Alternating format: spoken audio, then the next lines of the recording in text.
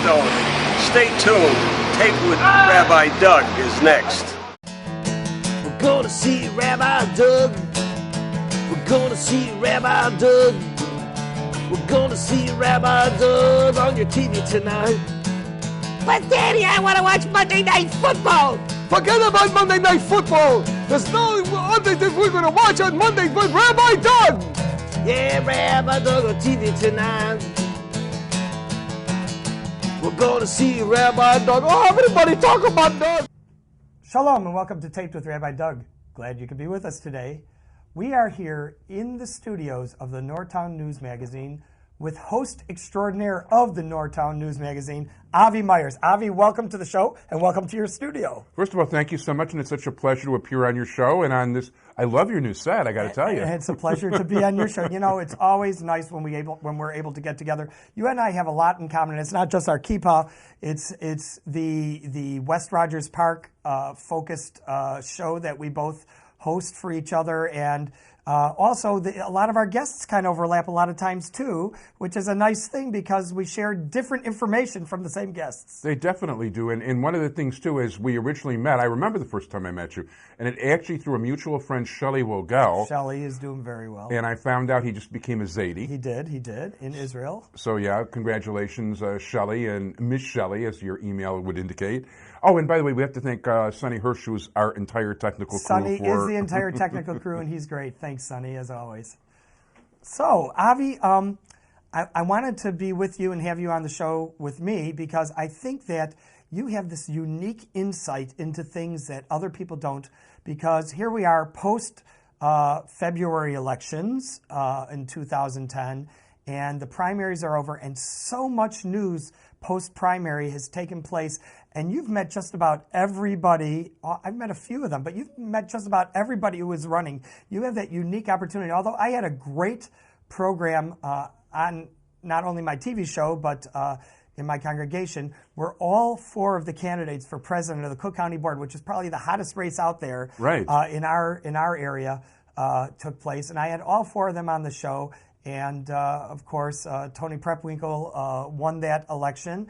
And it was interesting. Have you met all four of those people who were running? Oh, yeah, I had all four of them on the show, as a matter of fact. You had all four of them on the show. Yeah. Now, I know, of course, that you are good friends with Terry. And yeah, Terry's a great guy. And Terry is going to continue on with the water reclamation district, right? Terry still has 3 years in his term for water reclamation. I don't know what he's going to do from there. I mean, basically, he put everything he had into that race, and it's really a shame that the public didn't appreciate what a truly outstanding person he is.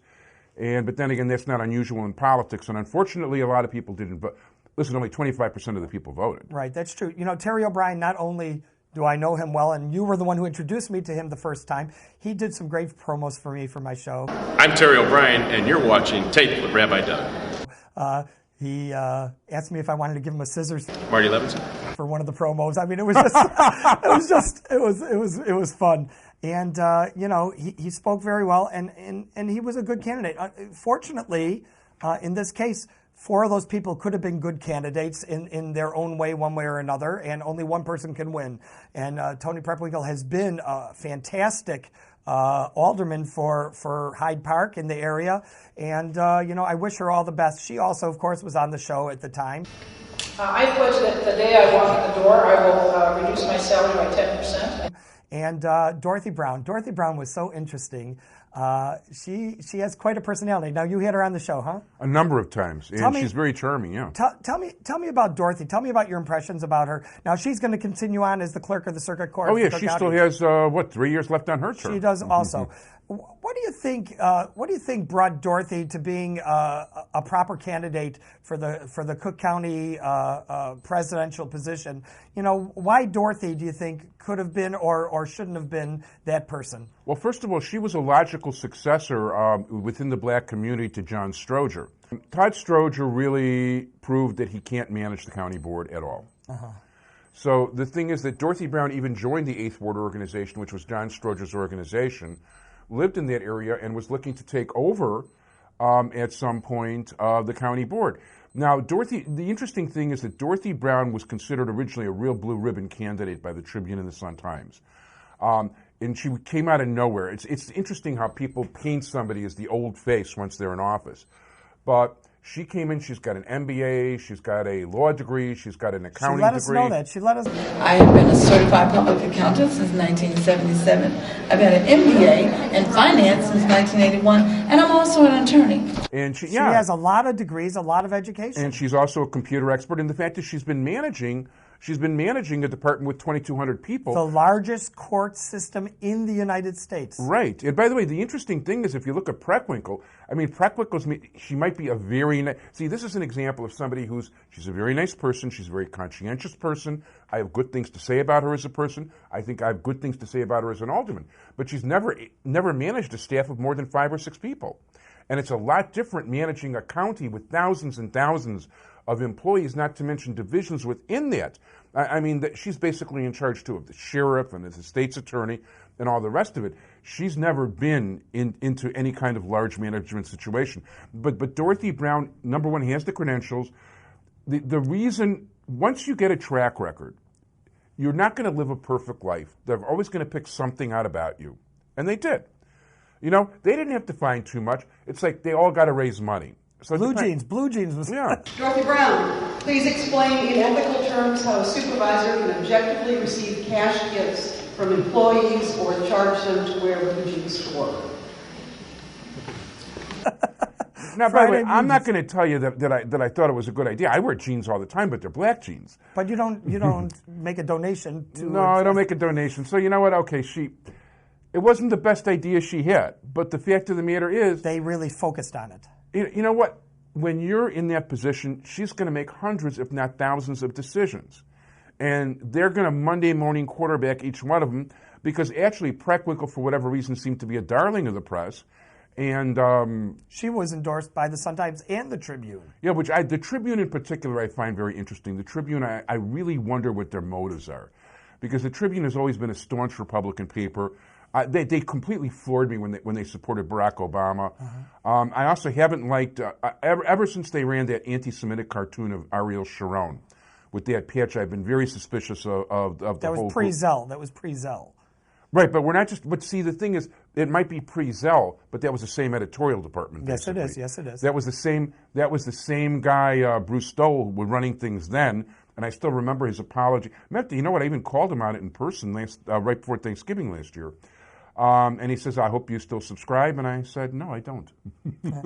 One thing interesting is that Terry O'Brien brought up in that whole scenario was that he manages a lot of money and a lot of people, and he has done one heck of a job of cutting budget cuts and not necessarily causing a lot of people to lose their jobs in the meantime. He has, as a matter of fact, nobody's been fired from there, despite all the things going on. He is an ideal money manager.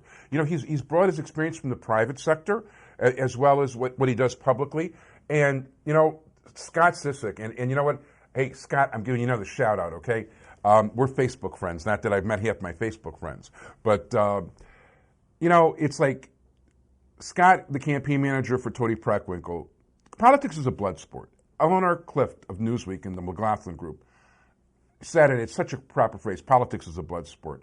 And I got to tell you, Preckwinkle's campaign was a master of the blood sport. It really was. She was trying to paint everybody else as a crook. She was feeding, that's all that negative stuff about other candidates, it was basically being fed by her campaign. She was busy slandering. Scott Sisak, too. Hey, Scott, you get credit. You did a great job. You're a terrific campaign manager, and I'd love to have you on the show, and I'm going to be really nice to you, too, because it's a question of information. I'm not looking to knock the guy. Effective politics is effective politics. It's a blood sport. She slandered everybody upside down while trying to look like a white knight the whole time. I got to tell you something funny, a Terry and Tony story. Yeah. And you can watch this the episode is still available at tvrabbi.com. When the comments between each other were going on, Terry got up and Tony got up. And Tony she said, if I'm elected, I'm going to cut my salary, I think she said by 10% or something like that, the first thing that I go into office. So Terry gets up and gives his piece, and he says, and I'm very, very proud of the Alderman Preckwinkle for announcing that she's going to cut her salary since she voted to raise her salary 4 times as an alderman. So I was just laughing so hard. Well, she never met a tax she didn't vote for. I was glad to hear the alderman say she's going to take a reduction in her pay when she's elected president of the county board. Because as an alderman, she voted 4 times to increase her own pay. So I hope you stick to your words, Alderman Castro. I hope you stick to your words in relationship to repealing the 1% sales tax. Because now you're talking about doing it immediately, which I've always been talking about doing from day one immediately, and not over a 4-year period like you have. That's the truth. I mean, I want to tell you, once again, she's a really nice person. She's very conscientious, and she means well. It doesn't mean it translates. And I'm sure she'll do a good job, but there'll be a lot of learning in the process. Well, I hope she does a good job, and I know she wants to do a good job. And you know, the truth is, you know, Todd Stroger, he has some political background, but he came into his father becoming critically ill and dying, and kind of it all got thrown at him. It took him a long time to learn, and he made right decisions and wrong decisions, and some of them cost him the election. But at the same time, the county is still working. So he did something right along the way to allow the county to continue to work. So it's a very hard position, and it's hard to make those decisions. Yeah, he raised our tax to the highest tax in It's hard to make those decisions. That's the only way that he could think of keeping it running. Others have other opinions, obviously, and now part of that tax has been repealed, and the rest of it, I understand, is going to be repealed according to the alderman. Preckwinkle's going to take, you know what, we'll see what really happens. If you're going to repeal it, you repeal it. Part of the thing, Todd Stroger's a very, very nice person who means to please. It doesn't mean he's up for the job. Just because you're there and you're making the decisions doesn't mean you can have the best intentions in the world. You really can.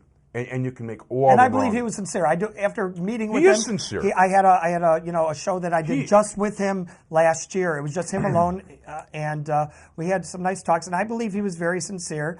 And as he's a very nice guy. Others would say he was just misguided. Well, I'm not. You know what? I don't think he was misguided necessarily. No, I'm not sure he was. I'm saying that's what others would say. Because he seemed very sincere in his love for the position. What makes me the better candidate is that I've been there for 3 years. I think he meant well. I just think he was out of his league, frankly.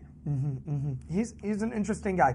So these are these 4 candidates, and here we go. Then I was at another meeting. Okay. Another meeting, which I also, by the way, had my TV show taped there, and I had some great people on my show.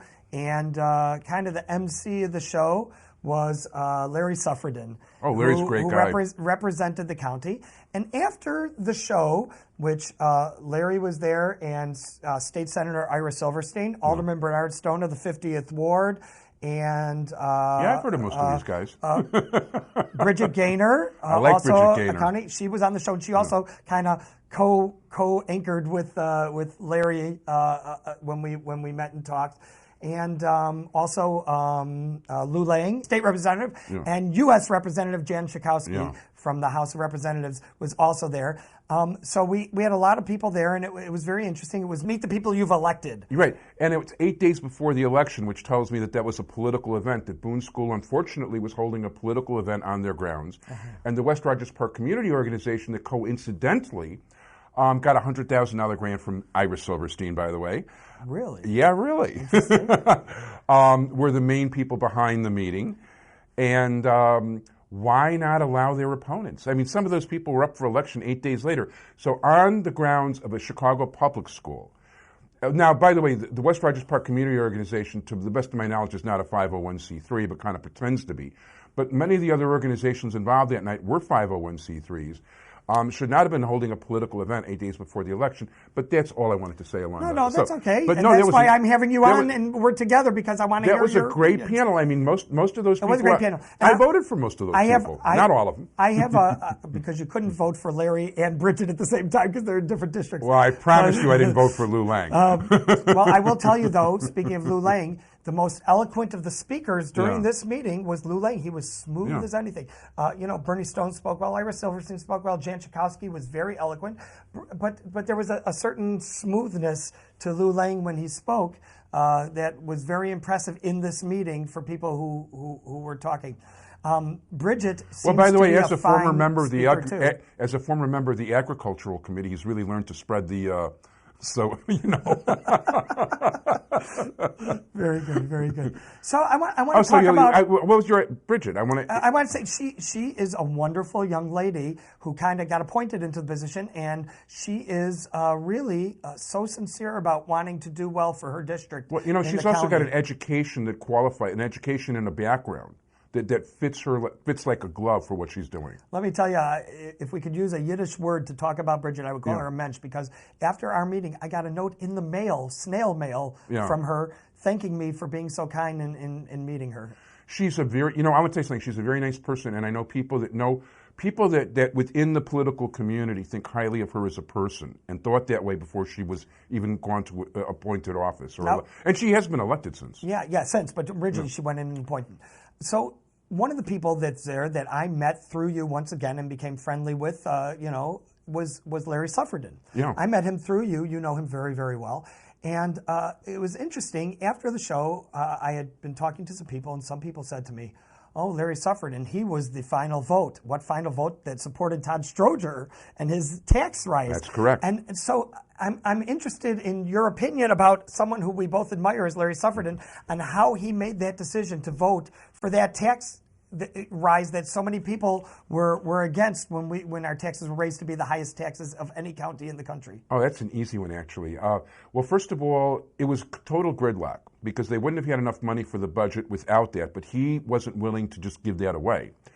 The deal was that in order to do that, he wanted a board appointed over Cook County Hospital to oversee the operations because it has been run inefficiently, both monetarily, both medically, lots of problems. So he insisted on having, I forget the official name, but an oversight board over the hospital. And basically, he won the point, and 9 people, and they went through a lot of names, and people, dropped out. But they have really like a pretty good panel of people who've really been working to help the hospital become more a model of efficiency. And the evidence that it was a good thing to start that board, and that was the price, was the income tax increase, is that all 4 county board candidates wanted to see that panel continue into the future overseeing the hospital. Very interesting. So, you know what? He did have an opponent in the last election, but he beat him handily. Once again, I have some expertise questions for you. And someone else I met that night for the first time, though he had some of his people there at my place when we had the board forum with Carol Marine, who was just wonderful on my show and as a moderator. Yeah. That was Stephen Bernstein, who introduced himself as former alderman of Evanston. I'm former Evanston alderman Steve Bernstein, and you're watching TAPED with Rabbi Doug. Right, he was an alderman of one of the 9 aldermen in Evanston. And he introduced him as such, and I said, are you introducing yourself as judge or judge-elect? He says, no, I'm introducing myself as former alderman. And out of the blue, I think out of the blue at least, from what I know as far as his political career going into judicial work, he won as judge. How do you think that happened? Because I believe, did he meet Michael Bender? He beat a number of people. Michael Bender was on. Michael Bender ran against him. Mary True, who is also a very highly qualified candidate. Michael Bender is a Rabbi Doug friend, somebody I've known for many years. Michael Bender's a great guy and a terrific judge. And his father is a great judge. And then Yehuda Lebovitz, who also is an old acquaintance friend of mine since I was a kid. I was actually friends with his sister growing up, Aleha Shalom, of blessed memory.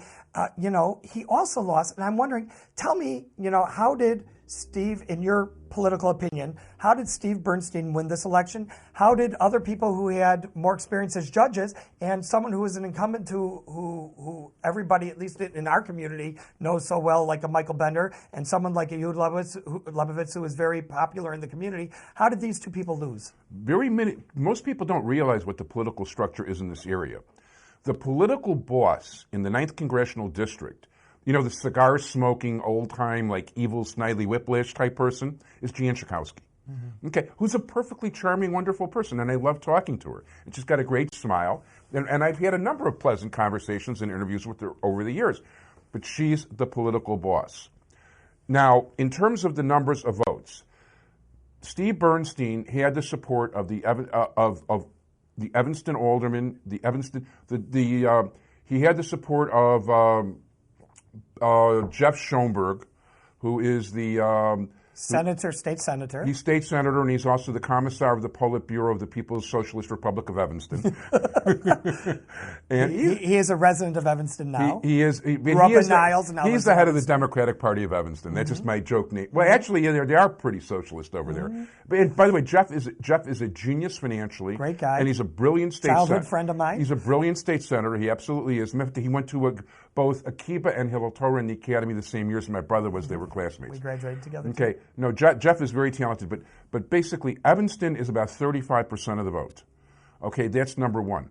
Now, Jan Schakowsky also affects the vote in 49 because unfortunately, the reality is that basically the political organization in the 49th Ward, East Rogers Park, which extends a little bit into West Rogers Park, is dependent in large part upon Jan Schakowsky's approval. Even Iris Silverstein, who basically I would like to think really means well, he has to dance a dance between Mayor Daley and Jan Schakowsky. Because if she really wants to put out an all-out effort, she's going to have a big say in what goes on around here. There's a lot of people that back her. Not to mention Lou Lang has to be beholding in Skokie and Niles to Jan Schakowsky, and so do the people in, as a matter of fact, Mike Kreloff in Northfield Township, I think, is where he's the Democratic Committeeman, a former East Rogers Park Jewish attorney, former assistant state's attorney. He also has to bend over backwards in kiss Schakowsky's, but she controls money, votes, power, you name it. It's like I know people that hate Jan Schakowsky's politics, but she makes sure that their organization has six figures, and all of a sudden they love her politics and they tell everybody to vote for her. So Steve Bernstein actually was considered not qualified by 7 of the 11 bar associations, as he was a transactional lawyer. And never showed up in court. The joke is that it's a good thing his wife's a judge because she can point out where the courthouse is. And Steve's a very nice guy, I want you to know, a very nice guy, and a nice, warm person. Very friendly. Okay, but that doesn't mean he's qualified to be judge. But he had the political organization behind him. So that's it. It's interesting that so many Jewish candidates won in this primary, in this election, and not always the ones that you expected, because there were a number of Jewish people running. And within our community, in the Jewish community of the West Rogers Park, Skokie, and surrounding areas, it's interesting to see how that played out. Well, 2 judges won total. One is Bernstein, who unfortunately was the least qualified judge in that race. There was also a guy, Jeffrey Doug Greenspan, who's got much better qualifications than he does, who's from Niles, who was running. And that's not to mention William Luby and Mary True I mentioned, and I'm leaving out somebody, I apologize. But you know what? Yehuda Leibowitz lost. He lost to Gary Cole. So did Abby Fishman-Roman at Coache. I went to town hacking apart in the paper because she had an ethical problem working for Lisa Madigan's office. Jim Epstein won. He's a Jewish judge that won. He is only the 3rd judge in the last 12 years to win countywide. And it took a divided race of 4 people running against him, splitting up the vote against him. Because he only won with like about 25% of the vote. It's not exactly right, but something like that. So before we're done, I don't want to forget. Well, this is how much time we're at. Okay, all right. Well, but the next one is a big one. Of course, someone you've had on your show twice. I had him on my show once, and he won the election, and just everything fell apart. Our esteemed Lieutenant Governor candidate, Scott Lee Cohen, who just the media tore him apart. What do you account for this happening after the election and not before the election or even in the middle of the election? I mean, it really was. He won. He came along and gave his acceptance speech. He made the papers as the winner, and then all of a sudden, a couple of days later, the floor fell out. What do you attribute to this? And is that going to happen to anyone who runs for public office? Well, it depends. If you mean well, and you mean well for the people of the state of Illinois, it could. Okay, but only if you're well-intentioned. I will explain.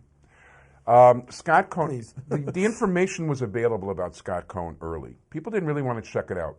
Some of the stuff I'm not going to excuse some of the things Scott Cohen did. I was a little bit disturbed. You know what, the incident that happened with that woman, I'm not going to worry about the exact details. That was also 5 years ago. The child support thing not paying, that wasn't good at all. No. I don't know all the details, but really there's no excuse for that when you're spending $2 million on a campaign. But the fact of the matter is, you know what? Some people reform. Some people mean to do well. Scott Cohen, you look at everything he did in that campaign, the job fairs, trying to help people. You know what? After the second time he was on the show, he says, you know what? Look, I know I can't give you any money, but I'd like to make out a check to the charity of your choice. And I shouldn't be telling the story on the air, but you know what? I am, because I want people to know what kind of good guy, he's got a good heart. He really does. So I figured he's going to give me $25, okay? And I basically told him it's like my show, okay, my synagogue. He gave me a check for $500 for him. I almost fell over. The rabbi fell over. Not even his best members give him $5. You know, you're a rabbi. I know. People don't kick in. You know you need 4 other jobs if you're a rabbi. So, but you know what? He really meant well. Scott Cohen, okay, Mike Madigan had this information. He knew about it. Mike Madigan basically is the only one that called him afterwards.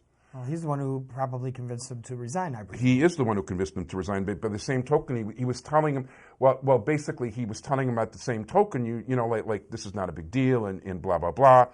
But he was also kind to him and all the rest of it, but he also was showing him the upside and the downside. He played him. Not to mention the fact that Scott Cohen's kids were being harassed by the press like there was no tomorrow. And he couldn't take it. I'm sorry Scott Cohen resigned. He shouldn't have resigned. He's never going to get back into politics in any kind of position. Do you think if he didn't resign that Governor Quinn would have a chance? It's after all the bad press? The answer is it's possible. First of all, Quinn isn't exactly... You know what? You look at all the scum in Springfield, okay? And I use the word scum correctly. Not to mention this guy, Bill Brady, who won on the Republican side. Wait till the city of Chicago gets a load of his politics.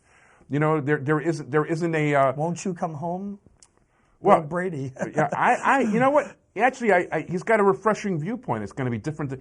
I mean, he's going to tell you that he wants creationism in the schools. This guy's an arch-conservative. Mm-hmm. So he's not so easily electable either, and he won with 20% of the vote. The fact is that whoever runs for lieutenant governor is going to be pretty scummy in the first place. I really think that Mike Madigan set up the whole scenario for him to resign. I think he's the one that made sure the press knew every single last gory detail and colored it. And I think he basically knifed Scott. He took him in by one hand and put his head on his shoulder while he took his knife and stabbed Scott Cohen right in the back. Okay, another big political question. Yeah. Someone who I've also had on my show before. Hi, I'm Governor Rod Blagojevich, and you're watching Taped with Rabbi Doug. Mensch. Do you think that Rob Blagojevich is going to go to jail for a long time, or do you think that he is going to be acquitted? I don't know. The answer to that is I really don't. He belongs in jail. He absolutely belongs in jail. The guy's a crook beyond belief. But will he be in jail? It's a legal question I can't answer. I'm not a lawyer. I'm not a judge. Well, Avy, it's just been a pleasure. One last question. The November final elections, what is the race to watch? Oh, that's a good question. Actually, you know what? The Mark Kirk versus Alexei Giannoulias race. That's it. Okay, is the most interesting race. I'd like to say that Joel Pollack might have a chance against Jan Schakowsky. I hope he does. I'll find that particularly interesting. And not to mention the 10th Congressional District congressional race also between Dan Seals, who's actually been pretty good for Israel, and the Republican candidate isn't bad either. I can't think of his name right now. I just wish it was Ari Friedman. Mm-hmm. Very good. Well, Avy, I want to thank you so much for having me in your studio, for sharing the Norton News Magazine with Taped with Rabbi Doug, and I want to thank all of you for being with us. Remember, you can check out our website, www.tvrabbi.com, or if you want to send me an email or Avy an email, I'll be happy to forward it to him. That's info@tvrabbi.com. I want to thank you, Avy Meyers. I want to thank all of you. Hope to see you next time right here on Taped with Rabbi Doug. And watch the Norton News Magazine every single week as well. Shalom, everyone. Thank you, and thank you, Sonny. Thanks, Sonny.